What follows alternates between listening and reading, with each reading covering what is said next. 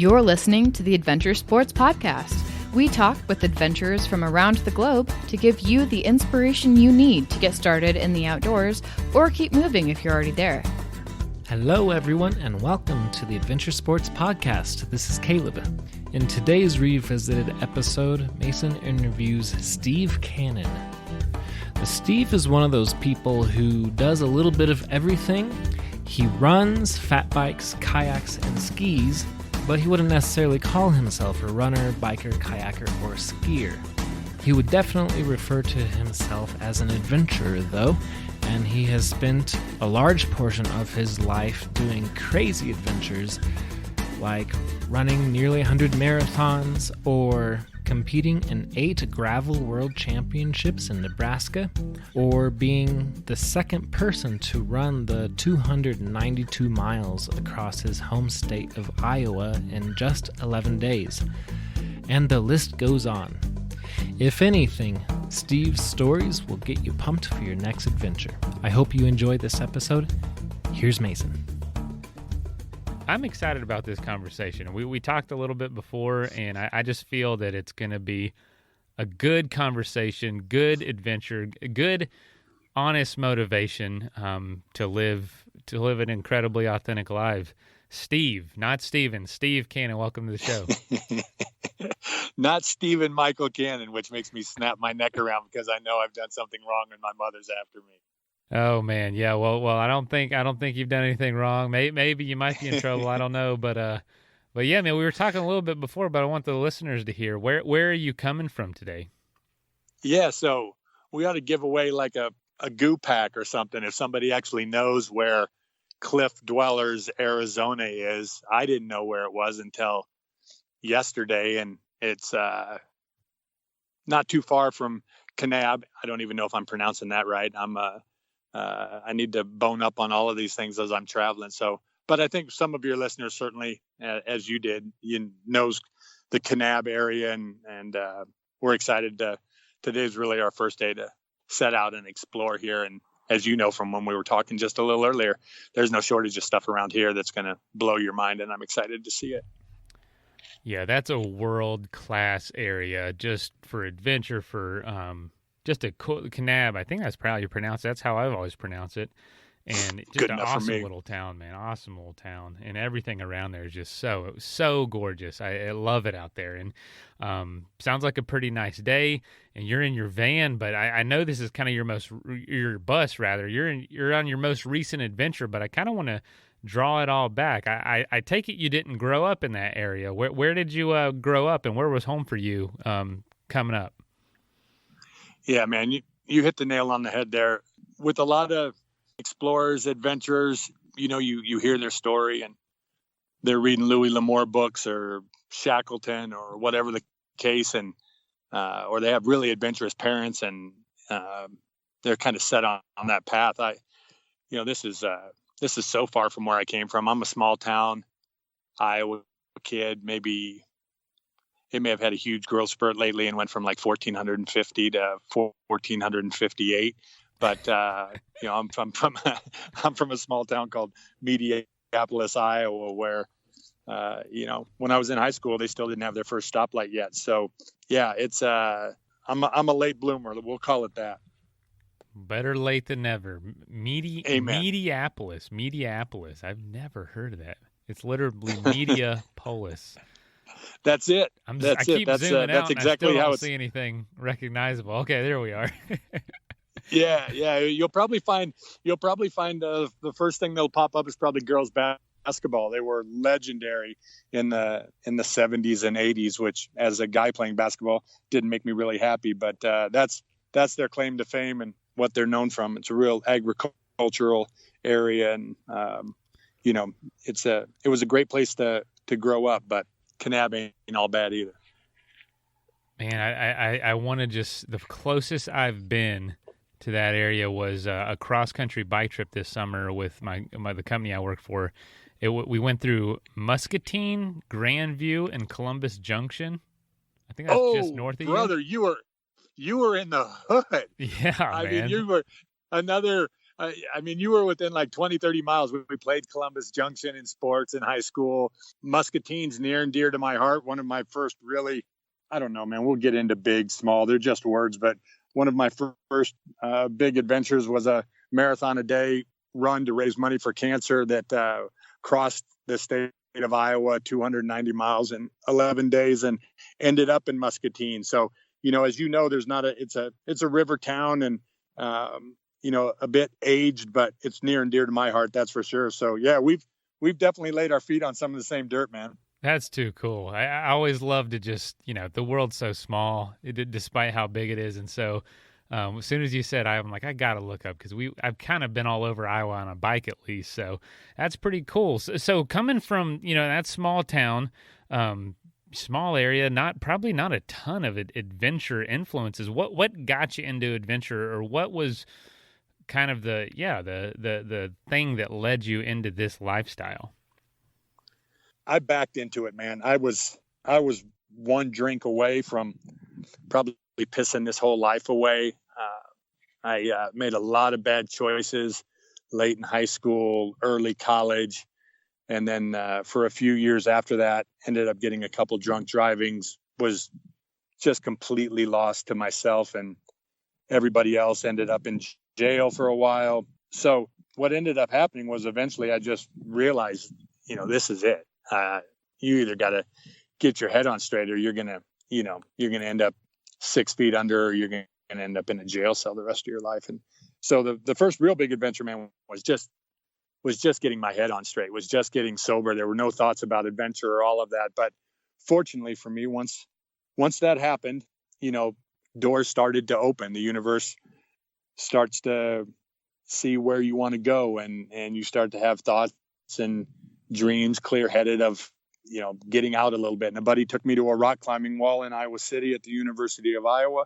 I fell in love with it. We started twice a week, driving an hour, one way to get to an inside climbing gym that actually had some vertical and some caves. And I mean, we were all in on it, man. And that led to, at 26, I think, with hardly enough money between us to, fill up the gas tank enough, we went to El Dorado Canyon so we could be in the place where climbing really happened, and reading books about, Lynn Hill and all the great climbers and all of that. And so that's where it started for me, man, getting out to Colorado and all of a sudden seeing this different type of lifestyle and meeting people that were, this is what we do. I'm like, what do you mean this is what you do? Like, yeah, we figure it out money wise, but we climb, we adventure, we go to Patagonia, we go here. And my mind was blown to shreds. I'm like, what? I'd never even heard about these kind of things. And that led to me moving to Colorado for a while, which then, you're hearing about guys and women running up the incline, or people doing, 10-mile runs, 30-mile runs. And apparently there was a seed in me, and maybe that seed's in everybody, man. I think we all at heart want to adventure. We want to get out. We want to see what we're capable of. But that sequence of events led me to where I am now, which, so many things between that moment and this moment that I would have maybe not even thought I wanted. But yeah, that's how it started. And yeah, it's been full gas ever since, because you realize you get a late start. Even with an early start, you're not going to see it all. But I'm trying to put the toothpaste back into the tube and steal as much time and see as much as I can now. Do you feel like you got a late start because of just making the poor choices and kind of reversing that? You said you were backed into this. Do you mind asking how late it was for you to get started in this world? Yeah. So, I guess to really back it all the way up, there's some early influences that you don't really I didn't pay a whole lot of attention to. I had an uncle, when I was 14 years old, take me to Silver Dollar City. But I think really my stepdad, I owe a lot to. He took me out hunting, introduced me to the outdoors, which eventually became a really big part of my life later in there. So probably planted the seeds there. But that first move to Colorado, I was in my late 20s. It's awesome. That ain't too late of a start, man. I was thinking you were like 40 or something when all this was happening. So you went out there, you experienced all this, you saw these people living so radically different than what you knew in Iowa. What then began to change in you? What sort of things were on your list of, I want to accomplish this or I want to do this? How did your adventure life grow from there? That's a great question. The rock climbing thing was just such a big part of my life. Mm-hmm. And so, I was just bouldering and climbing. And, after a few months, I'm just like, having a little bit of conversation would be nice. The boulders are good listeners, but they don't talk much. and so everybody ran. I hadn't run. I couldn't tell you the last time. I mean, ran from the cops maybe 10 years before, but everybody ran. So I was like, okay, maybe I could meet some chicks by going and doing a 5K. I don't mean that disrespectful, meeting some ladies, meeting some females, but that was just my mindset that, it was just, it's conversation. So I ran a 5K on St. Patty's Day in Manitou Springs in Colorado. And I got to tell you, man, if it hadn't been for the fact that there were people along the course, and I couldn't have quit without, being made at mile 2, I would have been like, girls be damned. This sucks. I want out. This feels horrible. But I couldn't, my pride, ego, whatever you want to say, was like, dude, you got to get to the finish line. Then, we'll check this off the box, call it a bad experiment, and we'll never do it again. And, but as the runners that might be listening can relate, 20 minutes or 30 minutes after getting done and swearing on everything holy, I'd never run again, I'm like, I'm feeling a little weird. Like, I'm feeling a little happy here, a little euphoria here. Like, what's going on? And so, that's my first introduction to the runner's high. So that's how it started. And that continued, that opened up the box, a few more 5Ks for just and giggles. And then I had this thought, like, I can't believe I'm saying this, but I wonder what it'd be like to do a 10K. And so that's how it started. And, fast forwarding, and maybe we'll get into it, maybe we won't, eventually doing these marathons across Iowa and stacking up 40 of them around Lake Michigan. I mean, if you would have told me that at that time, I would have been like, 1, that sounds horrible. 2, I don't even, I mean, that's a moonshot. That might as well be Mars. I'm not interested. But as you know, leading an adventurous life, and those people listening to us, that's how it happens. We aspire to become the best version of ourselves. And that may be, for me, it was taking one step out of jail and deciding I wanted to get sober, and that leads to the next goal and the next goal. And that's how it all started, was then, try a 10K, and then maybe we'll try the 10 miler in Garden of the Gods. And each became more inspiring, and each gave me a opportunity to see more of what I could be. Starts with one goal, getting sober in Iowa or wherever you were at the time. And you don't realize just focusing on those next steps, where they can lead when you're, 1, wholly focused on that step, 2, keeping your eyes open for opportunity. The turns and twists your life make are incredible. And so far, speaking of that, I was told about your Iditarod Trail Invitational in 2018, your bike packing, kind of ultra bike packing race, and that's what I was looking into. And so far, you've only mentioned climbing and running, so it sounds like there's even more steps in between that introduce you to these cycling events. Can you explain where, all right, you were doing these 5Ks, which sucked apparently the first one, then growing it to like a 10K and then something else. When did it lead to these just bonker ideas of doing something huge? And that, you know what I mean? We haven't even talked a little bit about that, those enormous adventures that you're known for now. How did it grow into those? Is it just that same kind of just next thing? Let me make it bigger and better the next time?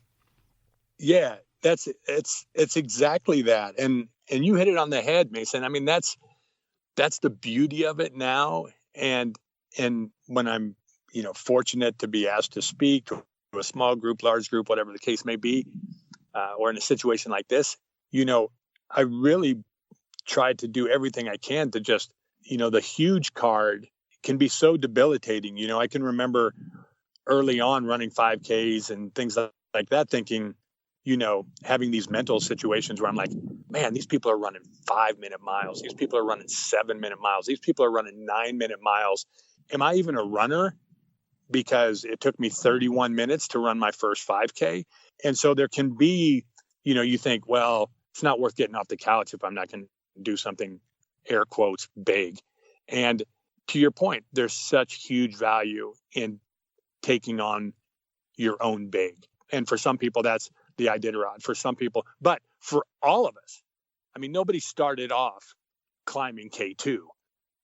That person started off climbing a little dirt hill in their background or whatever the case may be.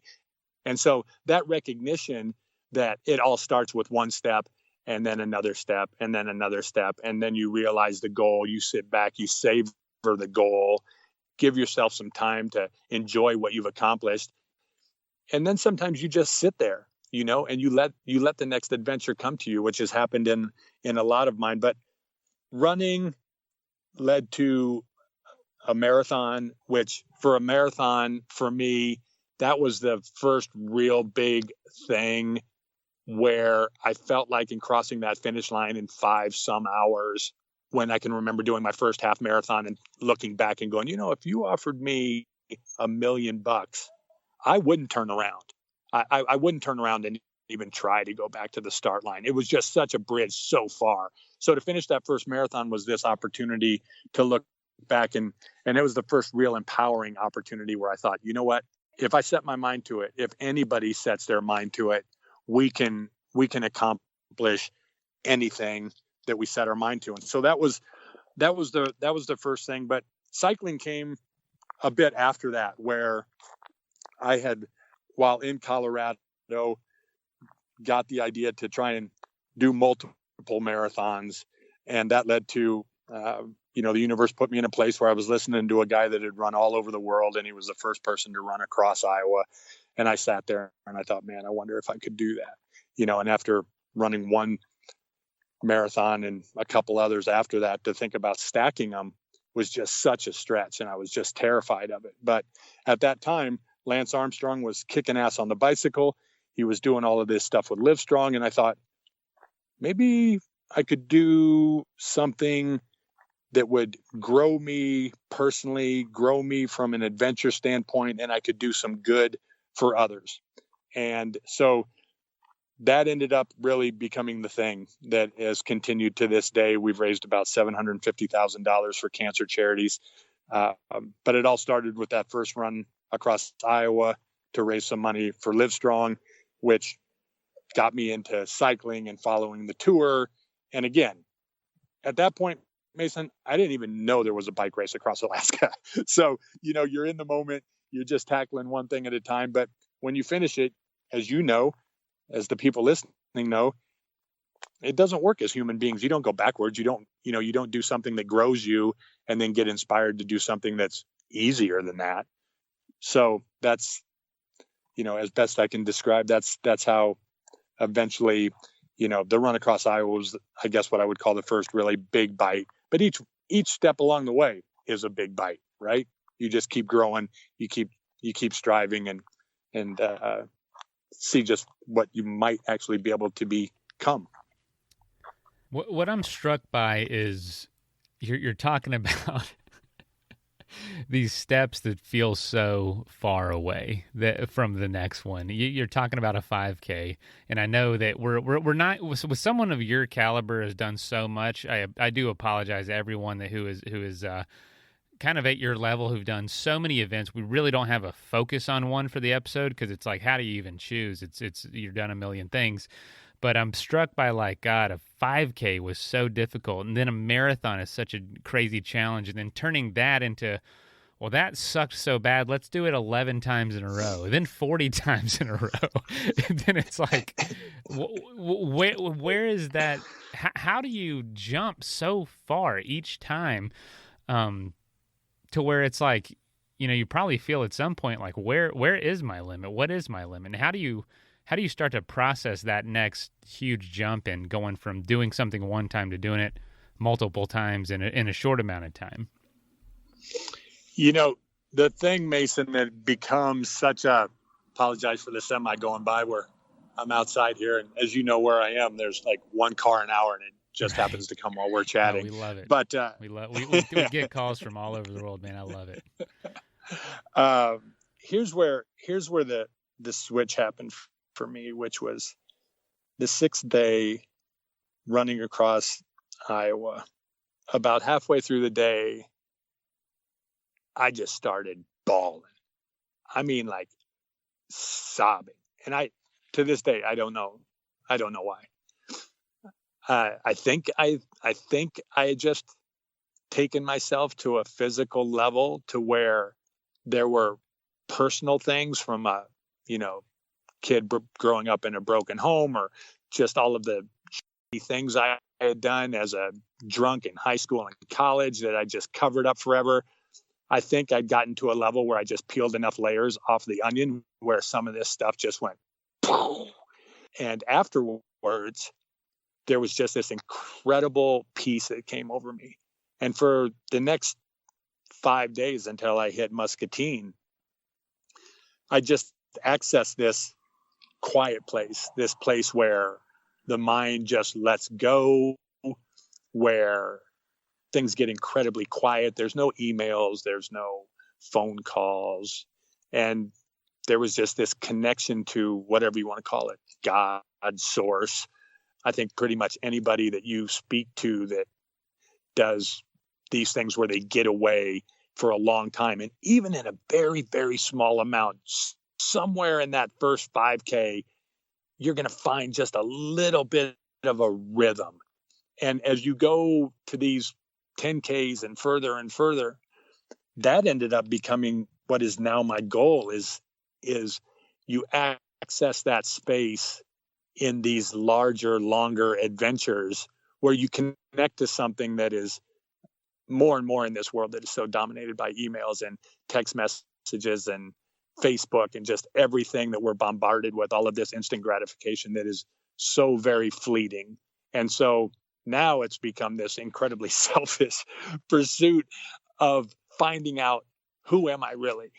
And the longer I stay out, the more quiet I get, and the more that I have to face that person, and the more that really, on a cellular, probably making up a word there, on a cellular level, where you really kind of become one with everything. And that's so the bigger the journey, the more, even though it's really scary, running around Lake Michigan, same kind of thing. I'm like, man, I wonder when the breakdown's coming. And when it comes, you just maybe not break down, maybe it's more breakthrough. I mean, you just have to hold on for everything that you're worth. But on the other side, there's some really juicy stuff there. Have you ever gone through all the hassles of getting on the plane, security, luggage, long waits at the airport, all that kind of stuff, and then when you finally arrive at your destination, not only are you worn out, but you also might feel a little bit disconnected? I know that I do when I hopscotch around the planet on a plane. That's one of the reasons why I love the great American road trips, where you get to drive from one place to another and connect all of those dots. You get to experience the changes in the terrain and the weather and the people and the communities. This is one reason that I am excited to present to you our new sponsor, Outdoorsy. Outdoorsy offers a different way to travel. With Outdoorsy, you can rent an RV or a camper and turn the drive into part of the vacation on your schedule with your people and with way more flexibility. Listen, most trips focus on getting somewhere. Outdoorsy is about the part in between. With Outdoorsy, you can rent an RV or a camper and travel on your own terms. No TSA lines, no strict schedules, no rushing through airports. And for extra convenience, Outdoorsy even offers RV delivery and setup in many locations, so you can enjoy the experience without having to worry about the logistics. Outdoorsy connects travelers with trusted RV owners across the country, making it easy to find a rig that fits your style and budget, and I might add, that also fits with the people and the pets that you want to take with you. So when you're ready for a trip that actually feels like a break, head to outdoorsy.com.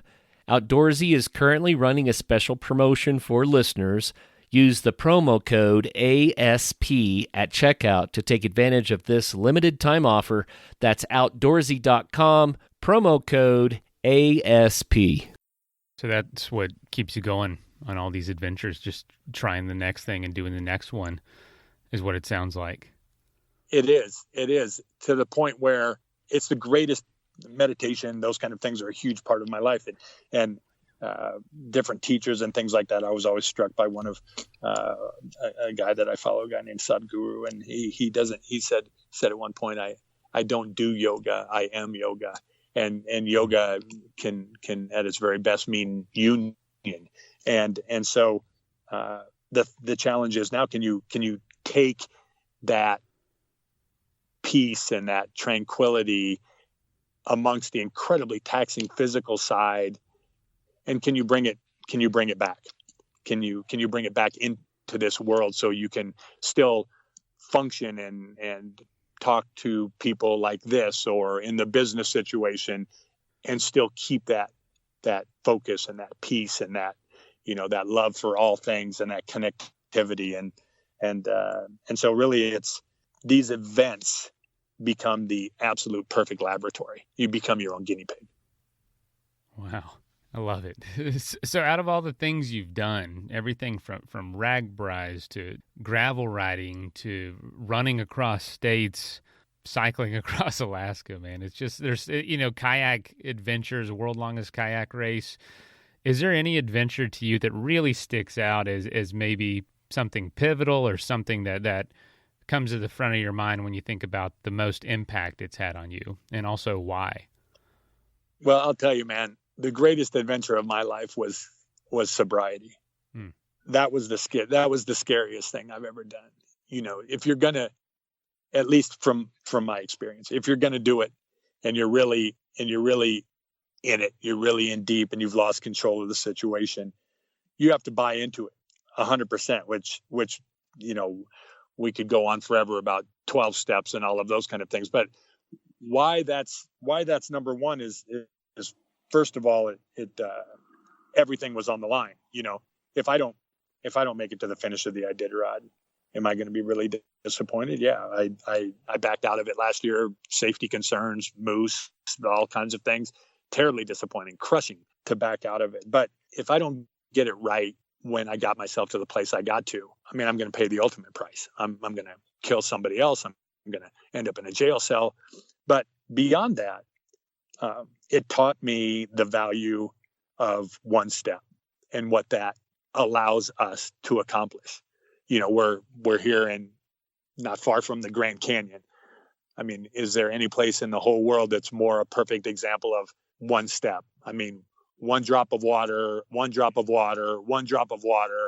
over a long enough time, you create one of the greatest natural things. And so these, so sobriety was that thing that taught me really at the end of it, no matter what the challenge, if you can focus on one step, the step necessary at this particular moment, keep your mind out of the way, because it's going to try to jump to step 5, step 20. Can remember running around Lake Michigan after we put a few things in place, making sure we had a vehicle, making sure we had a cook, making sure we had a very few basic things, then not choke the adventure, which at the same time allowed your mind to not have any ammo to try and screw you out of the deal by just paralyzing you, like, well, you got to do this. You got to do this. What about this? What if you don't do this? What if you don't do this? And so if you can focus on step 1, same thing like with Lake Michigan, we're like, really, the only rule is we're not talking about day 40 until it's day 40. You talk about mile 26 when you're at mile 1 of a marathon, you might just implode. So the value of one step was the biggest thing. And so sobriety was the biggest adventure because everything was on the line. But as you know, man, I mean, we were talking before, you did a bike trip across the entire country. And I'm sure a lot more amazing things beyond that. You can really trip yourself up in planning these kind of things if you get crazy into the preparation and the planning. And I mean, we've all done it, where we've just focused on so much planning that eventually it loses all its momentum and we don't even try. Absolutely. It's just too big, it's too big. Yeah. It's just, and that can be, again, I haven't done anything for 5 years. I can't even imagine going out and walking a mile around the block. That perfect example right there, you can take the lessons there where you're like, look, I'm not going to walk a mile, but I am going to get off the couch. So you complete that. And now you're at step 2 and you say, you know what, I'm still not going to go walk a mile, but I am going to put my shoes on and I am going to lace them up. And now we're going to go to step 3 and I'm still not going to do it. I'm disarming my mind every way, but the value of one step and completing that and just focusing on that, now I'm out the door. Now I might as well walk to the end of the block, right? And those lessons learned, you can take that very example right there and you can take it all the way 1,000 miles from Anchorage to Nome. Dang, that is freaking awesome. Those are the building blocks of it. Those are the Legos that you have built all this with. That's it. Man, and it works. It works for every single situation. I mean, even to the point, I use it in everything that I do. Even when the alarm goes off at 3:45 in the morning, it's time to do my, morning meditation. It's like, okay, I'm not actually going to do it, but I am going to get out of bed, and then I just piece it together. And then you're, before you know it, you're on the mat and you're like, well, you know what, might as well start. And it'll work it's undefeated, but the mind's a tricky thing and it wants to jump to step 27 and step 24 and step 14. And, I'm sure somewhere in there, the mind means well, and it just tries to keep us safe. But when you just go to one step, then the mind's rendered impotent. It can't stop you because what danger is there in just getting off the couch? Steve, I'd love to ask you, specifically about the Iditarod, if you don't mind. You were the first Iowan to complete the 1,000-mile Iditarod Trail Invitational. Can you explain to people what is so difficult about that and why that's so maybe not, you might, be humble about it, but why that is such a challenge? Well, first of all, one of the things that endeared me to it was, and no disrespect to Everest or anybody that has ever done it, because it's a huge feat, but using that as an example, and there's other events that are the same. If you've got the checkbook, you can hire your way into Everest to where you can at least take a shot at it, right? Doesn't mean you're going to get there, but you can take a shot at it. So one of the things that I love about the Iditarod Trail Invitational is it's a 3 or 4 year commitment to just get to the finish line. You have to do multiple 100-mile races in the lower 48, which there's some phenomenal ones. The Arrowhead 135. Jay Petterberry does a thing called the Fat Pursuit up in the mountains of Idaho and West Yellowstone. That's a 200-miler, absolutely brutal. One in Wisconsin called Tuscobia. But you have to complete these just to get to the mini Iditarod Trail Invitational, if you will, which is the first 350 miles of the trail, which goes from Anchorage to McGrath. And so, and to get into any of those 100-milers, you have to write a nice little letter that pleads your case to the people that run those races to be like, okay, I've done this and I've done this. Do you think that there's a good chance I, won't lose my toes, or somebody will have to come rescue me if it's minus 30 in northern Wisconsin in January? And so the process of it, before you even get to the logistics of it, and the fact that it's been done so few times, and that doesn't make me a super athlete. It just means it's not for everybody probably, but I think Marshall Ulrich, there'd be plenty of people who know who he is. He's a legend. He said, and this wasn't a world record, but he set many of them. He said, setting world records isn't hard. Just do something so stupid nobody else has ever tried to do it. And so there's a, I can claim to be the first Iowan, and I am the first Iowan to do it, but I don't know if any other Iowans have ever tried to do it. But then once you actually accomplish that, now you're talking about going across as inhospitable a land as there is in the middle of winter temperatures. We got, the year I did the race, we got caught in a ground blizzard going up over Rainy Pass. Wind chills were probably 50, 60 below. Just the biggest fist fight I've ever been in my life, to where you were just, wind was in your face. You couldn't see 5 feet in front of you. You're just following this little black line on your GPS, and, you take like 4 or 5 steps, and then you'd have to, turn your back to the wind so you could pull your face mask down so you could catch your breath. You couldn't pull your face mask down looking into the wind because it was so cold. It would just freeze my beard shut. It would just, and you had to do that for 6 or 7 miles before you were actually going to get over the pass and get a respite from it. So you're in this incredibly inhospitable place, but at the same time, I don't know how you could ever feel more alive than when you're put into an environment like that. And at the same time, we talked about your guest that was doing all of the glaciers, and what an incredible podcast that was. And these wide open places are so great for putting us in our place and realizing just how insignificant we are. And I don't say that in a self-defeating way. I just in a putting things in place kind of way. It's so easy in this world to think, like you were saying, the house project and all of that, and we can turn ourselves inside out. And, but if you're really able to stand in the middle of a place like Alaska, or stand in the middle of your own Iditarod house building challenge that you're in right now, and you can take just a second, you can really go, wow, this is only a big deal in my mind. 8 billion people don't care, so Alaska's fantastic for that. You're able to put your foot down and go,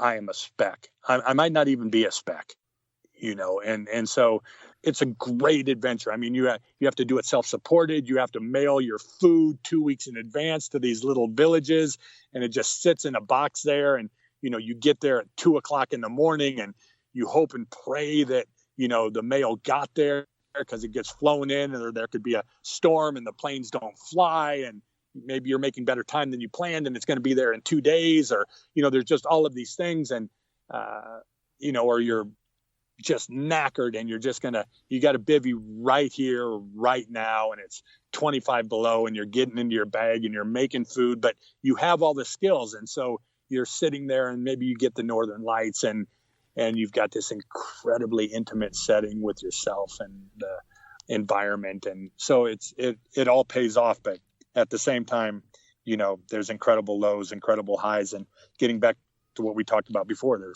there's those times where it gets reduced to the moment, because that's all you're capable of. How do you plan your next adventures? You've got such a varied just adventure resume of different sizes, different sports. Do you wait for it to inspire you, or are you always thinking like this? See, man, here's how you know when you're talking to somebody else that's done some adventures, because by the way you just asked me the question, that sometimes the adventure picks you. Yeah. And running across Iowa, I'm sitting in this little room in Polk County, back in Iowa, had put on this little event, and here's this guy talking about all of his runs and that he'd run across Iowa. And so in some way it felt like maybe I planned that. You could even say then that the adventure brought me to that place. And but for running around Lake Michigan, for example, some friends had sent me to Indiana Dunes. They're like, there's this crazy place with these giant sand dunes. You're silly for all of this masochistic stuff. Go run up those hills for like 3 hours and get back to me and tell me what that felt like. And it is this incredible, amazing place. And it just kicked my ass. I didn't make 3 hours. I probably made it up the hill and back down like 2 or 3 times. But I was sitting there looking across towards Chicago, and I'm like, my God, this lake just dwarfs Chicago. Chicago's no small town. And then the adventure picked me. The adventure was like, well, maybe you should try and run around it.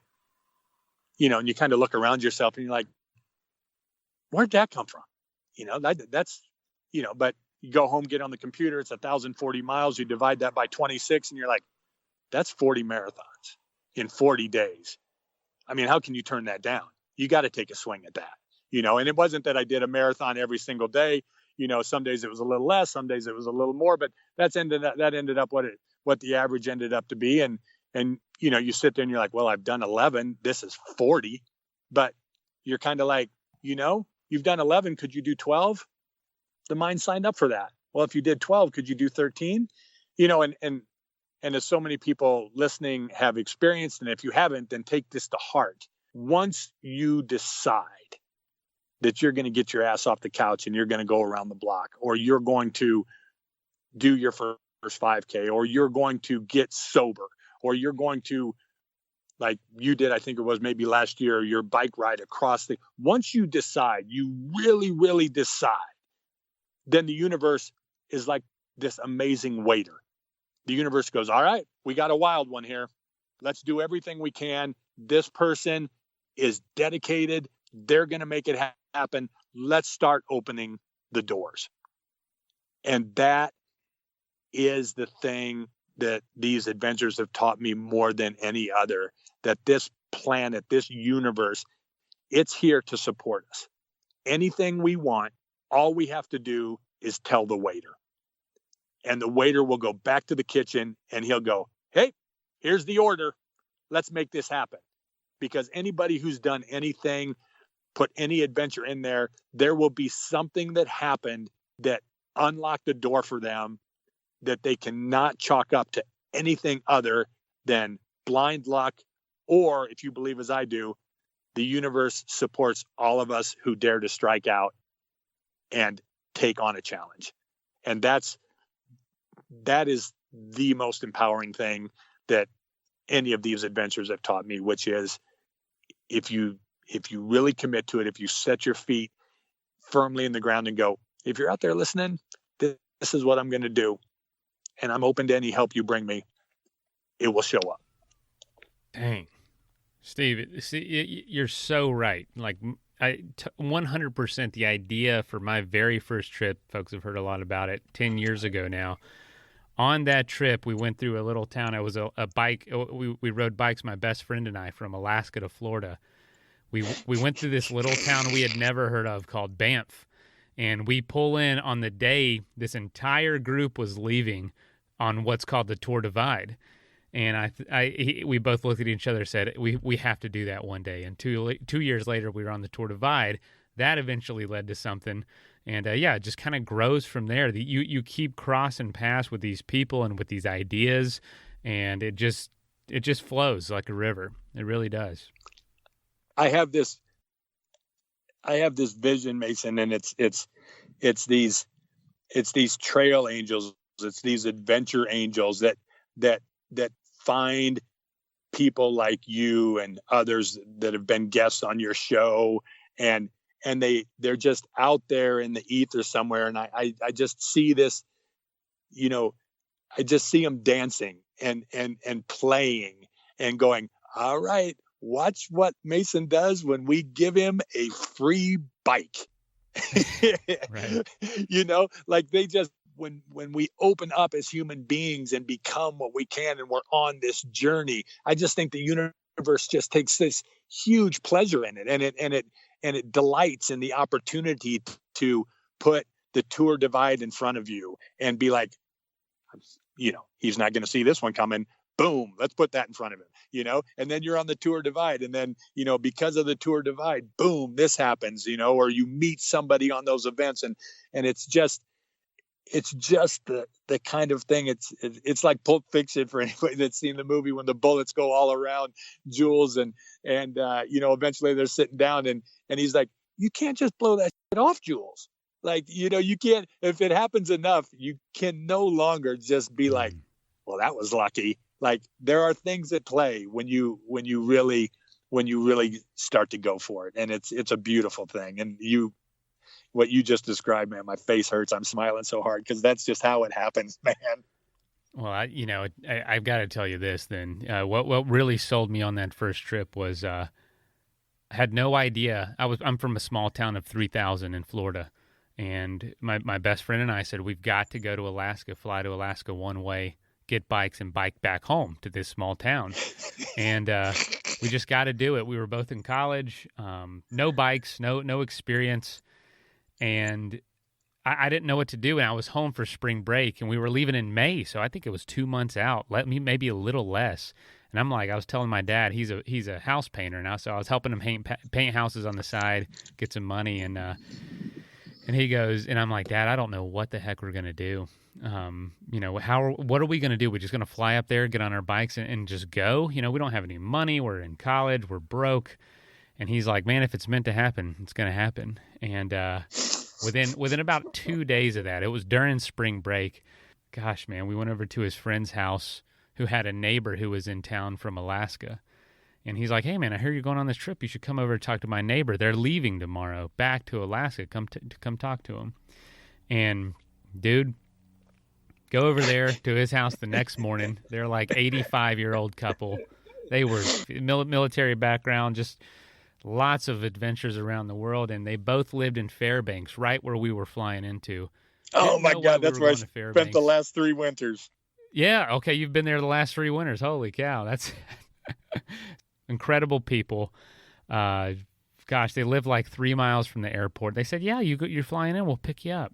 So I said, and you might know this place. I said, do you know any bike shops or anywhere we can get bikes in Fairbanks? And they said, oh yeah, we actually are the co-founders of the big bike shop in Fairbanks, Beaver Sports. And they said, and I said, are you kidding me? They said, yeah, we're still part owners. We know the guy that runs it. We'll just have him put together your bikes for you. And it was just literally right a quarter mile from my dad's house in this town of 3,000 in Florida is where all this happened. The most perfect connections. They retired, had all the time in the world.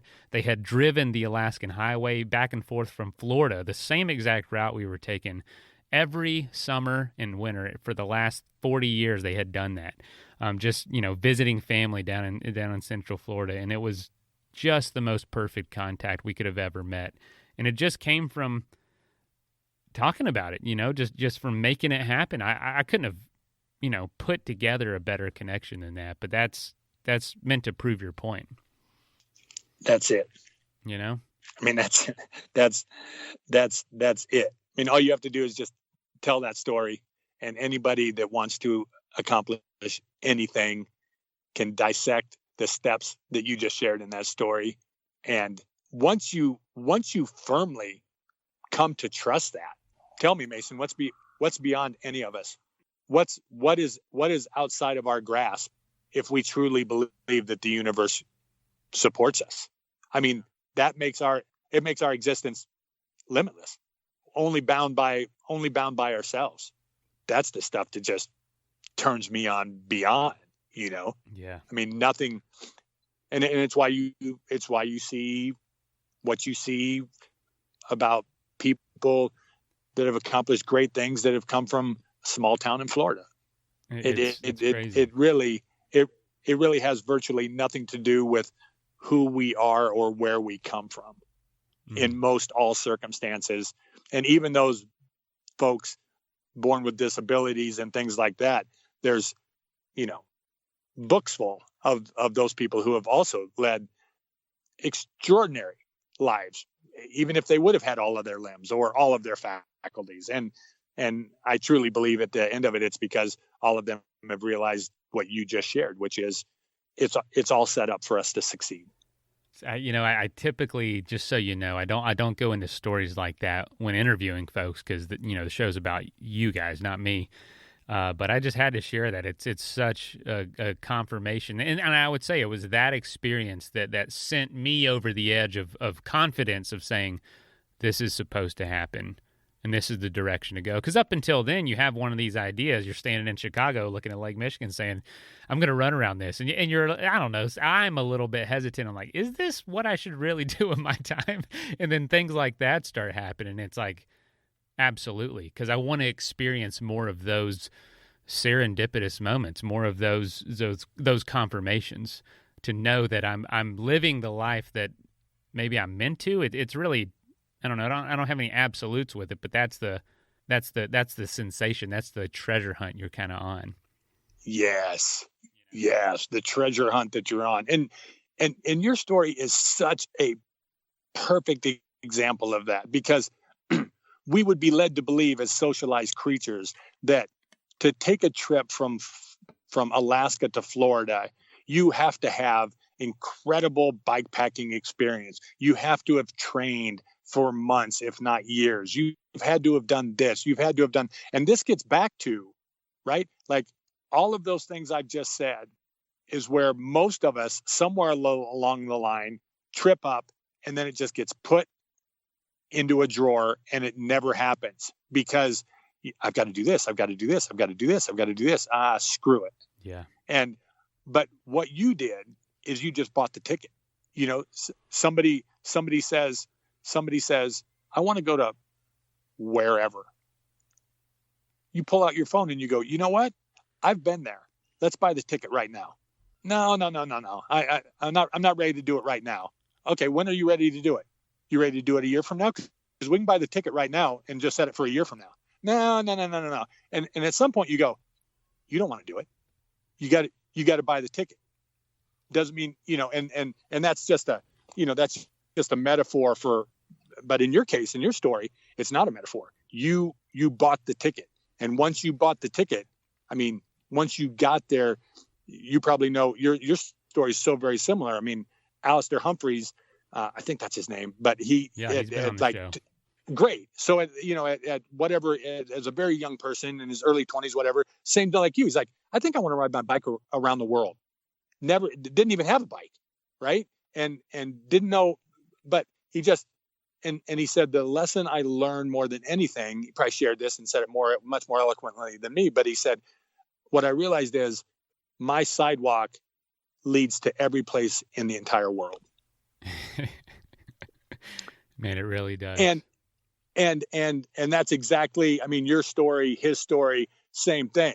Like there's people, if you went into a bike shop or whenever, and you're like, I'd like to bike around the world. What do you think I need to do? Probably 99 out of 100 of them would give you this giant laundry list. And they'd be like, well, you need to do this, you need to do this. And granted, there's a little bit of that, but doesn't your story just perfectly, not necessarily, I mean, which one of the bike shops is going to go, what you really need to do, brother, you need to buy a ticket to Alaska. And when you get to Alaska, there's only one way to get home, and that's to buy a bicycle, put some on it, and start figuring it out. And once you start pedaling down the road, man, or somebody at the bike shop will be like, hey, did you think about this? Did you think about this? I mean, those trail angels, that magic will start to happen, but you got to buy the ticket. What it does is it takes that kind of story, takes the ability for any of us to procrastinate off the shelf, because I can't punch a hole in your story. I can't go, well, you had all this money, so it was easy for you to buy a ticket. No. You had all this experience, so it was easy for you to go there and just, no, that doesn't work. You had, there's no thing that you had that would lead anybody to believe that you would have made that happen. Nothing other than your belief, buying the ticket, and then everything else played out. And now you know that you're capable of everything and anything because you went straight from 0 to 60, man. Yeah, I mean, I ran a 5K, then I ran a 10K, then I ran a half marathon. But I do truly believe, man, because of your story and things that I've seen, I do believe now, and it's the great thing that you realize it's the mind that's holding us back. I believe I could have shown up in Chicago, and with a gun to my head, I would have figured out a way to walk, crawl, do whatever I had to do to make those 1,037 miles in 40 days. I believe it with all my heart. Would I have suffered like a pig? Absolutely. Would I have had all of these incredible moments? Is it better to be in better shape and all of that? Sure, there's an argument to be said for that. But at the end of the day, if you show up, you've almost won the battle. So awesome. Steve, I know we went off the rails a little bit. That's okay. That's adventure for you. But hey, that's what we were talking about. Let's just turn on the record button. We'll see where it goes. Our egos don't need to drive it. We'll just see where it goes when two adventurous souls start jamming, man. I mean, I'm goosebumping all over, and it's just from the vibe that you're putting off. Oh man, that's awesome. Same here, man. This has been a very unique interview. Can you tell us now, where has this mindset and where has this lifestyle led you to, and what adventure are you currently on, as well as like what's in the future for you? What do you have kind of that is going to happen? Oh, that's great. It's right now I'm another adventure picked me. When I got back from Alaska last winter, I just wanderlust is just part of my DNA now. I realize I'm going to be an absolute failure in seeing the entire world and everything that's in it. So I'm just going to swing as hard as I can and get as much of it as I can. So I sold most of my stuff, put the rest in storage, bought a bus, and I've been on the road for 10 months now. And just as we said before, I just thought, I'm going to go see all the national parks. And I didn't really have much beyond that. And after a few national parks, I was like, I can't just do this for my own memory. Like it's just so beautiful. I want to share and hopefully inspire people to get out and see things. And I'm a climate change guy. I think the Earth's in real trouble. And I think the more that we can get outside as human beings, then the more value we will place on the planet, which then makes it much harder for us to, use plastics or, whatever the case may be. I'm kind of a zero-sum guy on that. I mean, you're either doing things to make the planet better, because just by existing on the planet, we're making it worse. So you got to do something to balance the scale. And so I picked up a camera. I'm completely addicted to learning how to become as good a photographer as I can. And so I'm working on photographing all 74 of the national parks and putting together a book, which hopefully along the way through Instagram and things like that, people will be inspired to buy the ticket. They'll say, that's it. I've been wanting to see the Grand Canyon forever. I've never done it. I'm going to buy the ticket. That place is too beautiful. I'm going to go. And maybe, because of that, they'll be inspired by, the drive in there and the garbage that's along the road. And they'll be like, maybe I need to do something here. Maybe I need to, pick up a few cans or whatever the case may be. And so that's the project now. I'm 24 parks in. It's funny. I thought it would take me a year. I'm 11 months along, and I've only seen 24 of them. But as you know, you come into a place like Kanab and you're like, well, my God, I mean, there's 15 different things. There's Horseshoe Bend, there's Coyote Gulch, there's the Wave, there's the Buttes, there's all of these things. Am I just going to drive by them? Answer, of course, is no. So who knows? It's going to take me probably 2 or 3 years. I've been fortunate, that the universe has allowed me to make choices that I have the freedoms to be out here. And we've produced a couple documentaries and written a couple books. And so that's it. We'll keep sharing. And much like your story, man, you end up in Yosemite or Yellowstone chasing wolves. And, this person ends up being like, oh yeah, I live just outside of Acadia. So when you get there, we'll put you up for the weekend. There's a few really cool things to photograph, but there's these 3 other things that only the locals know. And so, now you're making these trail friends, and you realize that,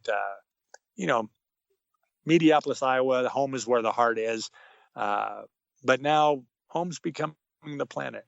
And because of the journeys, I now have a friend named Mason in Florida, and I have a friend named Judy in Acadia, and I have a friend, named Rhonda in Yosemite that shows me a couple things. And so, that's the journey. And I get a little emotional, man. It's a far cry from taking a step out of a jail cell, but I'm incredibly blessed. But at the same time, we all get what we set our minds to.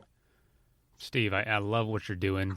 Dude, this has been awesome. Is the best place for people to find you Instagram or your website, Expand Your Possible? Where would you point folks? Yeah, you can't go wrong either way. It's expandyourpossible.com for the website. And we just launched a video series there, which gets a little deeper dive into all of the things that we talked about from the early to where we are now and the Iditarod and all of that. And Expand Your Possible, but it's spelled a little weird. It's just XPANDUR possible for the Instagram handle, but I'll be easy to find there. But that's where we're putting pictures and videos and all of that good stuff. So, or, send me an email or shoot me a call or anything like that. I'm once we get done, I'm going to make sure I've got your information, because once I get to the Southeast in Florida, then you and I are going to have to get out, man. You're a kindred spirit, brother.